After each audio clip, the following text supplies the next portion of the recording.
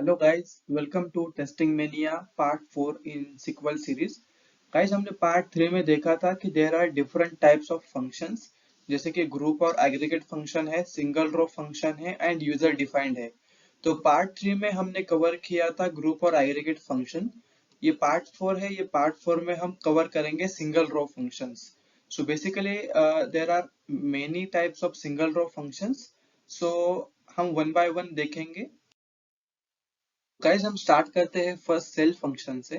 तो cell function में क्या होता है कि अपने को राउंडिंग ऑफ करके अपर वैल्यू शो करता है। तो ये सेल का एक सिंटैक्स है, सेल इन ब्रैकेट वैल्यू। ठीक है। तो मुझे क्या दिया है कि 12.57 जो है इसका सेल निकालना है, मतलब सेल करना है। तो वो सेल करने के बाद मुझे अपर वैल्यू शो करेगा राउंडिंग ऑफ करके, जैसे कि 13। उसके बाद नेक्स्ट नेक्स्ट जो फंक्शन है वो है फ्लोर फंक्शन। तो फ्लोर फंक्शन में लोअर वैल्यू शो करता है। ये फ्लोर का सिंटैक्स है, फ्लोर इन ब्रैकेट वैल्यू। सेम वैल्यू है 12.57। तो इसमें राउंडिंग ऑफ करके मुझे लोअर वैल्यू शो करेगा, जैसे कि इसका बेस वैल्यू जो है वो 12। ठीक है। उसके बाद मॉड फंक्शन यूज होता है। तो मॉड फंक्शन में क्या होता है कि is use to show the remainder. जो रिमाइंडर होता है वो रिमाइंडर अपने को शो करता है। तो मॉड फंक्शन में क्या होता है, ये इसका सिंटैक्स है, mod in bracket initial and final value, या ए या बी, आप कुछ भी बोल सकते हो। तो इसमें जो फर्स्ट वैल्यू होती है 10, इसको ये जो सेकंड वैल्यू है ये डिवाइड करती है। अभी जैसे कि 10 divide by 2 is equal to 0। तो आउटपुट पे मुझे शो दिखाई देगा इन मॉड फंक्शन। तो mod is use to show the remainder of the value.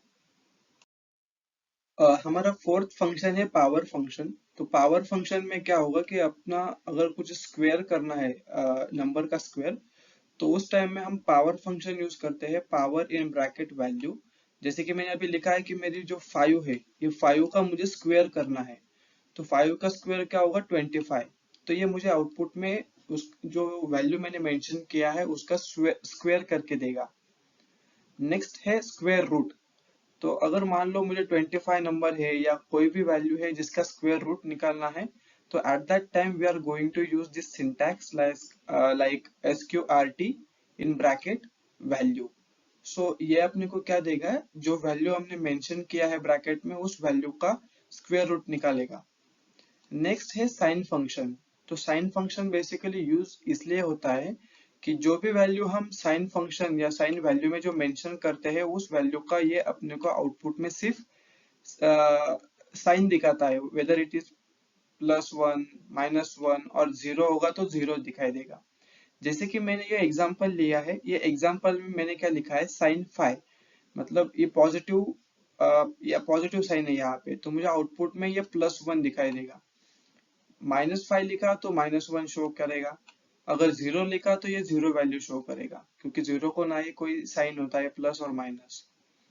उसके बाद होता है, इम्पोर्टेंट है ये इंटरव्यू प्रोस्पेक्टिव के हिसाब से, इनिशियल कैपिटल लेटर। इसमें क्या है कि मान लो मेरा एक डेटाबेस है और डेटाबेस में मेरे बहुत सारे एम्प्लॉय नेम का एक मतलब डेटा है। और मेरी रिक्वायरमेंट ऐसी है कि जो एम्प्लॉय का जो डेटा है डेटाबेस, उसमें एम्प्लॉय नाम का जो कॉलम है, उनके हर एम्प्लॉय नेम का इनिशियल लेटर मुझे कैपिटल लेटर करना है। ठीक है। तो एट दैट टाइम हम क्या यूज करेंगे, जो INT कैप और ये ब्रैकेट में जो ABC लिखा है वहां पे हम एम्प्लॉय नेम लिखेंगे, फ्रॉम ड्यूल के जगह पे एम्प्लॉय टेबल नेम। ठीक है। तो इससे क्या होगा, जो भी हमारा एम्प्लॉय नेम रहेगा, मान लो मेरा नाम शुभम है। ठीक है। तो शुभम अगर मैंने ऐसे स्मॉल में लिखा, मतलब लोअर केस में, S lower case, H lower case, तो आउटपुट पे मुझे ये क्या शो करेगा कि S जो है वो कैपिटल लेटर में और बाकी के जो कैरेक्टर्स रहेंगे वो लोअर लेटर में। ठीक है। गाइस, कभी कभी क्या होता है ना कि कोई रिक्वायरमेंट होती है कि जो एम्प्लॉय नेम या जो भी नेम्स है वो मुझे अपर केस में चाहिए। तो अपर केस के लिए ये सिंटैक्स होता है, अपर इन ब्रैकेट वैल्यू। उसके बाद लोअर होता है, तो लोअर के लिए भी सेम होता है कि लोअर इन ब्रैकेट, जिसको हमने अपने को लोअर केस में शो कराना है तो वो वैल्यू यहाँ पे मेंशन करना होता है, कैरेक्टर या स्ट्रिंग। तो उसके बाद वो वैल्यू आउटपुट में अपने को लोअर और अपर केस में शो होगा। ये इंपॉर्टेंट क्वेश्चन है गाइस कि रिप्लेस और ट्रांसलेट जो होता है इन दोनों का डिफरेंस, ये अक्सर इंटरव्यू में पूछा जाता है कि what is difference between replace and translate. तो रिप्लेस में क्या होता है और ट्रांसलेट में क्या होता है, दोनों में जो कैरेक्टर्स होते हैं वो चेंज हो जाते हैं। ठीक है, लेकिन रिप्लेस में क्या होता है कि मान लो कैरेक्टर्स जो होता है वो एक सीक्वेंस में चेंज होते हैं।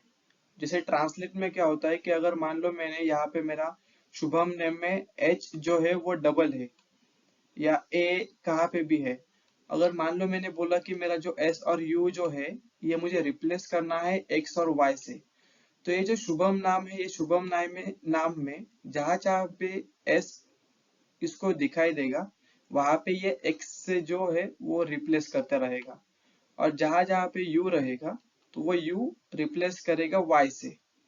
लेकिन रिप्लेस में होता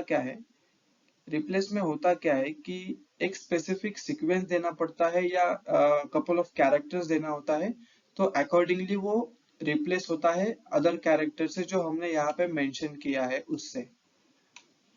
आई होप गाइज आपको ये रिप्लेस ट्रांसलेट का जो डिफरेंस है वो क्लियर हो गया होगा यहाँ से। अगर कोई क्वेश्चन कोई क्वेरी आती है तो आप कमेंट बॉक्स में डाल दीजिएगा।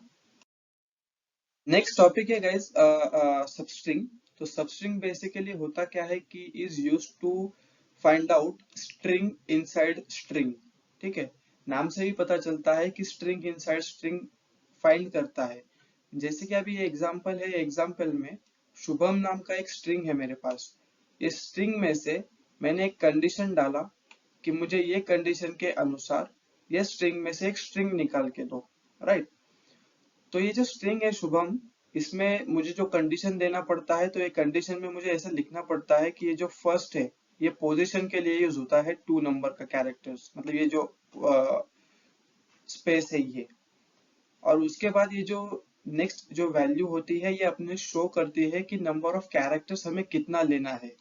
तो मैंने यहाँ पे क्या किया कि ये जो शुभम नाम है, ये शुभम नाम स्टार्ट होता है 1 2 3 4 5 6 7 कैरेक्टर से। तो ये मैंने कंडीशन दिया कि ये सेकेंड नंबर से स्टार्ट होना चाहिए।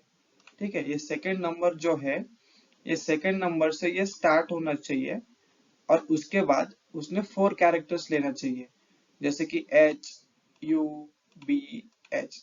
तो इसने ये क्या किया, एक स्ट्रिंग में से ये छोटी स्ट्रिंग फाइंड आउट की या निकाली। तो आउटपुट पे मुझे क्या दिखाई देगा, एच यू बी एच। ठीक है, उसके बाद यूज होता है इंस्ट्रिंग फंक्शन।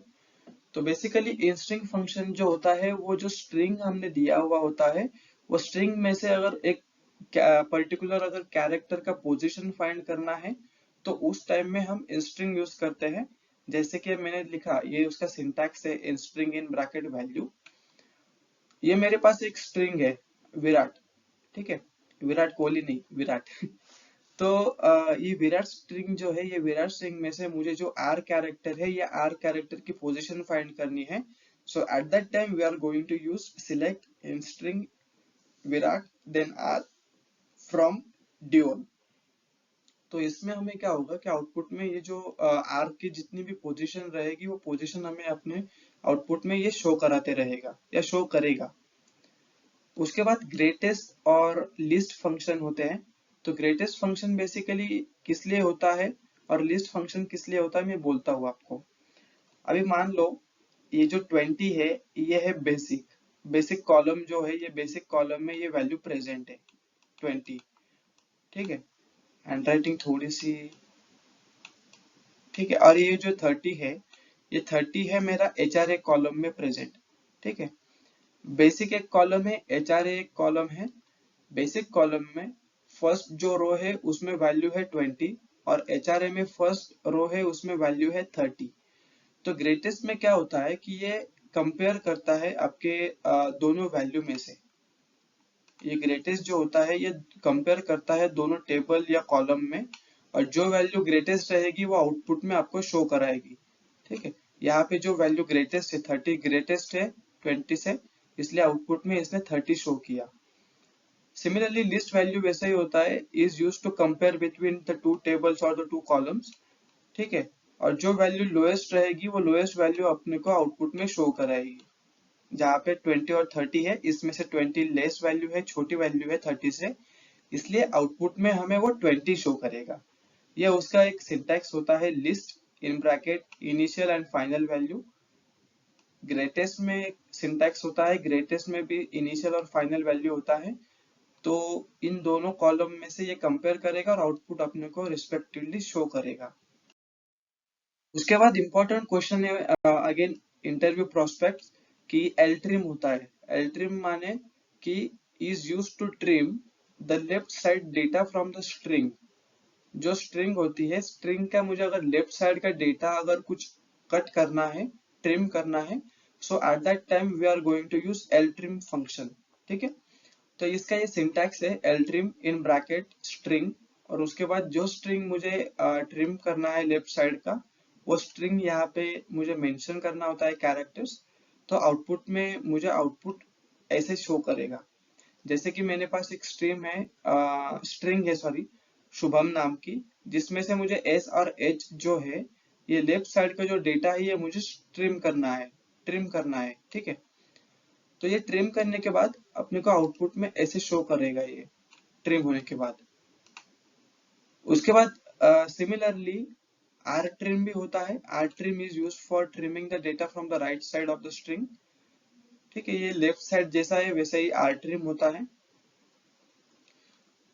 ये लेफ्ट और राइट ये जो है, ये अक्सर कंफ्यूज करते हैं इंटरव्यू क्वेश्चंस में। तो लेफ्ट जो होता है बेसिकली इसमें भी सेम होता है, लेकिन इसमें होता क्या है कि जो आपको स्ट्रिंग दिया होता है, तो इस स्ट्रिंग में से जितने भी हम कैरेक्टर्स यहाँ मेंशन करते हैं, तो ये कैरेक्टर्स वो ट्रिम करता है। जैसे कि मैंने ये स्ट्रिंग लिखा है शुभम, और इसमें से कैरेक्टर्स लिखे हैं मैंने दो, मतलब दो कैरेक्टर जो है लेफ्ट साइड से वो ट्रिम करना है। तो ट्रिम करने के बाद मुझे आउटपुट में ये फाइनल वैल्यू शो करेगा। सिमिलरली राइट जो होता है, वो राइट भी क्या करेगा, is use to trim the right side data from the string using the number. ठीक है, ये जो आर ट्रिम और राइट है, ये सेम फंक्शन यूज होता है, और एल ट्रिम और लेफ्ट जो है वो भी सेम फंक्शन यूज होता है। लेकिन एल ट्रिम में अगर मुझे जो स्ट्रिंग है, वो स्ट्रिंग में से अगर ट्रिम करना है, तो मुझे वहां पे एक कैरेक्टर या स्ट्रिंग मुझे मेंशन करना होता है। बट लेफ्ट में क्या होता है कि अपना जो स्ट्रिंग है, वो स्ट्रिंग में से अगर डेटा मुझे ट्रिम करना है लेफ्ट साइड से, तो एट दैट टाइम अपने को यहाँ पे नंबर मेंशन करना होता है कि नंबर ऑफ कैरेक्टर्स आपको कितने ट्रिम करने हैं। Similarly for the right side also. I hope guys आपको ये आर ट्रिम, एल ट्रिम और लेफ्ट और राइट का जो डिफरेंस है या जो फंक्शनलिटी है, वो आपको क्लियर हो गया होगा। Now moving to the 20 number of function. Next function है रिपीट फंक्शन। तो बेसिकली रिपीट फंक्शन जो होता है, वो use to repeat the string by number of times. अभी मान लो एग्जांपल होता है कि मुझे जो एबीसी जो स्ट्रिंग है मेरी, वो मुझे अगर दो बार रिपीट करवानी है, दो बार लिखनी है, तो at that time we are going to use the repeat function. Select repeat, ये उसका सिंटैक्स है, रिपीट इन ब्रैकेट स्ट्रिंग और नंबर और वैल्यू। ये एबीसी जो स्ट्रिंग है, ये स्ट्रिंग मुझे दो बार रिपीट करवानी है, तो इसलिए मैंने यहाँ पे abc2 लिखा। तो आउटपुट में मुझे ये दो बार रिपीट होगा। उसके बाद है रिवर्स फंक्शन। रिवर्स क्या होता है कि जो मैंने स्ट्रिंग मेंशन किया है, वो स्ट्रिंग का अगर मुझे रिवर्स लिखना है, जैसे कि मैंने एबीसी, ये मेरी स्ट्रिंग है, ये स्ट्रिंग में से मुझे इसको उल्टा लिखना है, रिवर्स लिखना है, तो at that time we are going to use reverse function. ठीक है, तो रिवर्स फंक्शन में कैसा होता है कि एबीसी लिखा तो ये सी बी ए ऐसे आउटपुट में अपने को शो करेगा। और उसके बाद लास्ट फंक्शन है लोकेट फंक्शन।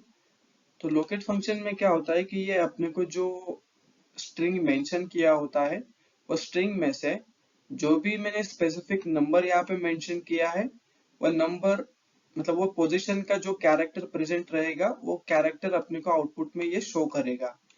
जैसे कि ये जो स्ट्रिंग है शुभम, इस स्ट्रिंग में से मुझे 3 नंबर का जो कैरेक्टर है, उसका जो सॉरी 3 नंबर की जो पोजीशन है, वो पोजीशन में से मुझे कैरेक्टर शो करना है कि कौन सा कैरेक्टर वहां पे प्रेजेंट है। तो इसलिए मैंने यहाँ पे लिखा 3 कॉमा स्ट्रिंग, जो स्ट्रिंग है वहां पे। तो ये आउटपुट में मुझे यू शो करेगा, क्योंकि यू जो है ये 3 नंबर में अभी प्रेजेंट है, 1 2 3 नंबर पे। ठीक है। आई होप गाइज आपको ये जो अभी तक मैंने 22 जो फंक्शंस लिए हैं, डिफरेंट फंक्शंस, ये आपको क्लियर हो गए होंगे।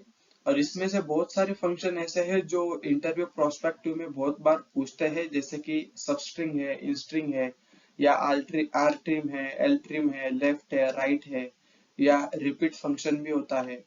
तो ये डिफरेंट फंक्शन जो है ये हर बार इंटरव्यू क्वेश्चन में पूछते ही पूछते हैं। तो अगर आपको कोई क्वेश्चन, कोई क्वेरी आती है या कोई डाउट आता है, तो आप मुझे कमेंट बॉक्स में डाल सकते हो। मैं आपको वहां पे आपको आंसर दे दूंगा। ठीक है। तब तक के लिए bye. Okay, thank you for watching the video.